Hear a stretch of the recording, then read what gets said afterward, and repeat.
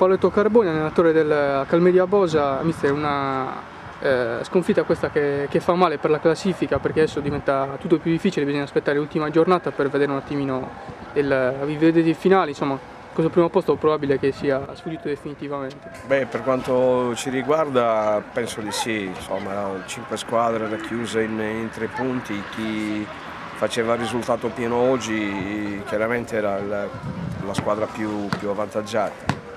E ha vinto il Campanedda, complimenti al Campanedda, la partita agonisticamente è stata molto valida, forse un pochino meno dal punto di vista tecnico, però chiaramente quando c'è una posta in palio così alta è difficile fare anche del buon calcio.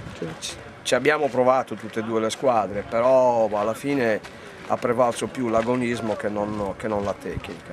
Ha vinto il Campanedda e complimenti al Campanedda. Quanto sono stati determinanti questi gol subiti praticamente all'inizio dei due tempi, cioè all'inizio del primo tempo e quello del secondo? Sì, beh, chiaramente il primo in particolare poteva essere evitato perché una punizione, una palla che è finita nell'area piccola e lì dovevamo essere molto più attenti. Hanno sfruttato bene loro che ci hanno fatto gol. Il secondo invece ho dei dubbi perché già c'era un fallo a mio avviso al limite dell'area avversaria dove si è saltati 2 contro 1 e fra l'altro sono rimasti a terra 2 giocatori, quindi il gioco andava anche interrotto e niente, abbiamo preso un contropiede, il loro attaccante ha fatto 60 metri palla al piede e ci ha fatto gol. Ci siamo rimasti un pochino male, diciamo, se vogliamo, perché si poteva buttare la palla fuori, l'arbitro magari poteva fischiare, fra l'altro, ripeto, a mio avviso c'era la punizione a nostro favore al limite dell'area che invece non c'è stata.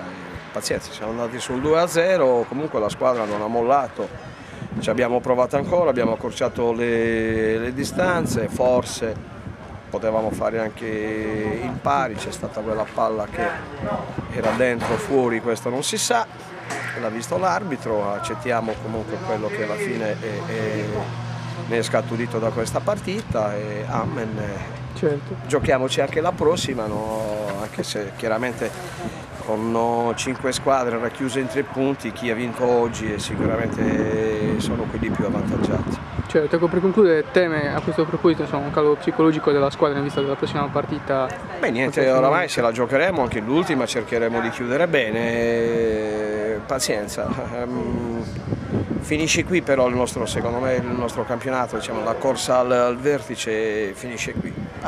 Dobbiamo onorare il campionato e dobbiamo cercare di finire bene anche nei confronti anche dei nostri stessi tifosi che verranno penso comunque domenica per sostenerci come sempre. Certo, va bene, mister, noi la ringraziamo per la disponibilità, grazie quindi a Paoletto Carboni, in bocca al lupo comunque per la prossima partita e complimenti per il vostro campionato. E lì insomma oggi dice che magari non si è visto molto, però io ho visto comunque un buon gioco da parte vostra, dei buoni scambi, sovrapposizioni, questo significa che insomma la mano del tecnico c'è. La mano del tecnico c'è, anche il Campanedda ha fatto una bella partita, sì, però una cosa è farla anche su questo terreno in terra battuta, probabilmente giocando... Perché siete abituati al campo in sintetico, le cose sono... giocando sull'erba certo. Le partite sono sicuramente migliori, questo vale per noi ma vale anche per i padroni di casa del Campanedda che anche loro meriterebbero sicuramente come squadra, come